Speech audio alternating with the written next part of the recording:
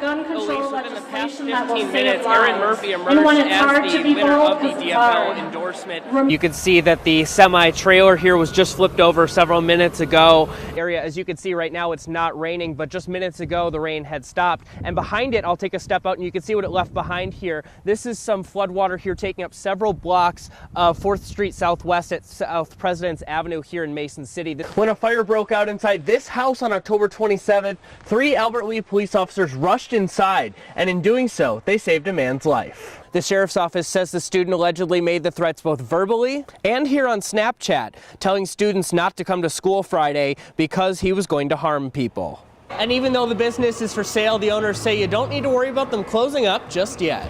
This is a chunk of ice that I found right off the sidewalk here in front of Austin High School. So if this gives you an idea of what some of those side streets and those parking lots are looking like this morning, it's obviously going to be a little bit slippery here. We're just under 90 minutes now remaining here in 2017, and we're just about to get things kicked off here. You can hear some folks cheering because we've got Channel 6 on here, of course, in the background. The man has since given himself up a little more than an hour ago, according to police, and we're still working to confirm some more details about this situation. It's 2 days till Christmas, and all through the stores, folks are scurrying frantically in search of one gift more. And when it comes to what we can do, Will says it's easy enough to start small.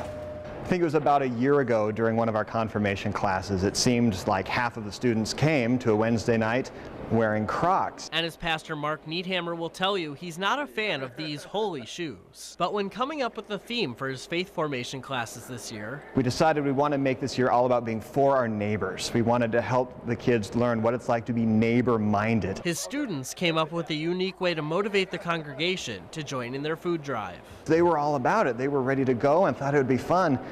And then one of the students said, well, if we get so much, would you mind wearing Crocs?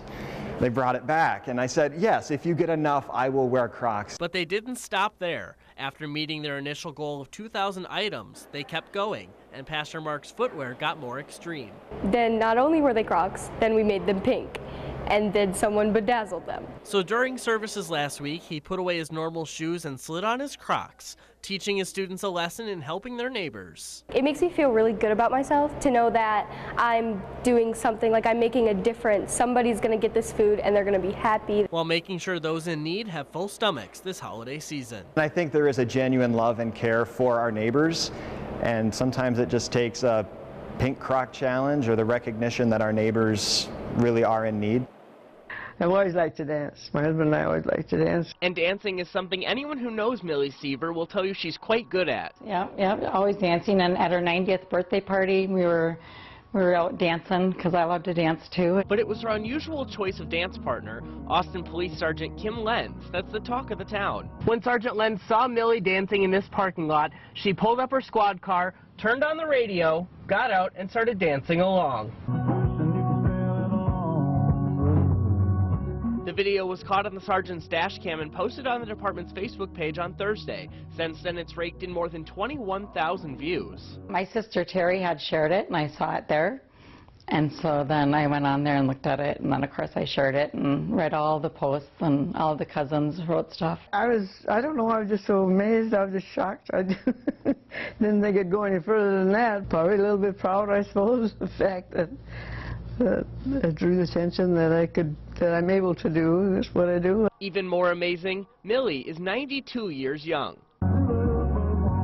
And at 92, she's proving age is just a number and hoping more people will join her on the dance floor. I'd like to see more people be more active out walking and things like that. In Austin, Logan Reigstad, ABC 6 News. Military service runs in Charles Kozelski's family. I was drafted well, let's see, I think it was June of '43. And during World War II, he joined the Army Corps of Engineers, stationed for nearly a year and a half in Guadalcanal in the Pacific, repairing tractors and other equipment U.S. forces used to slowly advance on Japan. After the war, Charles returned home to Illinois, but due to family issues, he wasn't able to get his uniform or other memories from the war, which made the chance to go to Washington to see the memorials dedicated to him and his fellow service members that much more special. So, what did you first think when you heard that there was a possibility for you to go go on this honor flight here this weekend? Oh, I was pretty excited. I would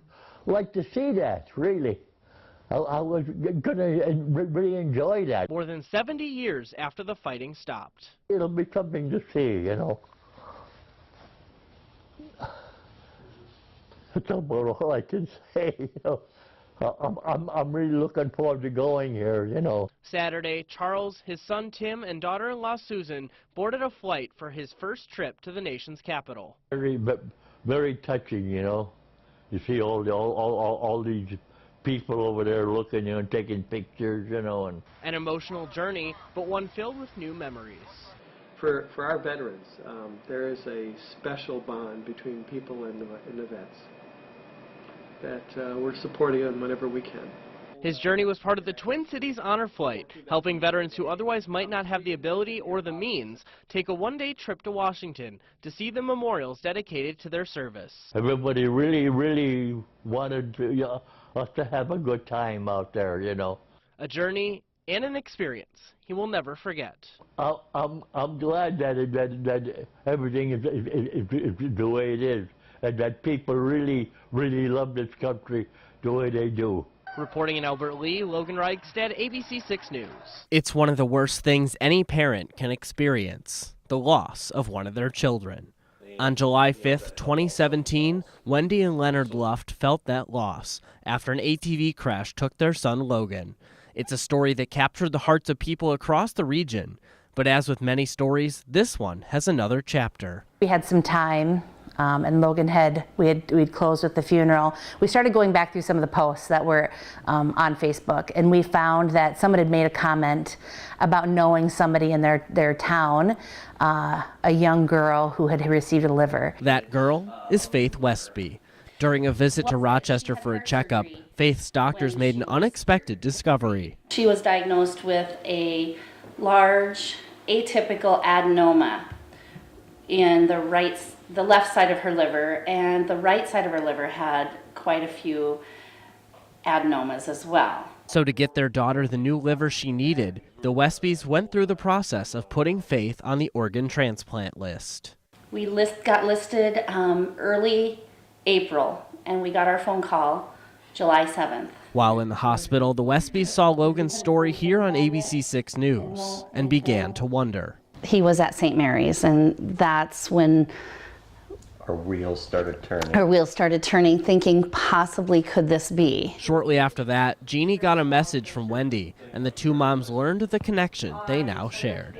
It was the most terrifying and exciting thing that I've ever had happen to us. It just scared us that what if they don't like us? What if they don't feel like we're taking care of Logan as well as we should? One of our greatest fears also of accepting to meet the Lufts was, will they be disappointed that the organ that their son gave went to a special needs child? The minute I talked to Wendy, that fear was gone. Now the Lufts and the Westbys are like a family, brought together by Logan's gift. It's an unbelievably emotional roller coaster that you're on because you're so grateful and you're so sorry. And there's an unbelievable amount of guilt that you feel for your child surviving. But meeting the Lufts has completely made that so much better. For us, every time we're with her and their family, we get to be with Logan. And that's a gift that we may have given them the gift of life through Logan's liver, but they've given us the gift of hope, knowing that we have somebody that we get to hang on to.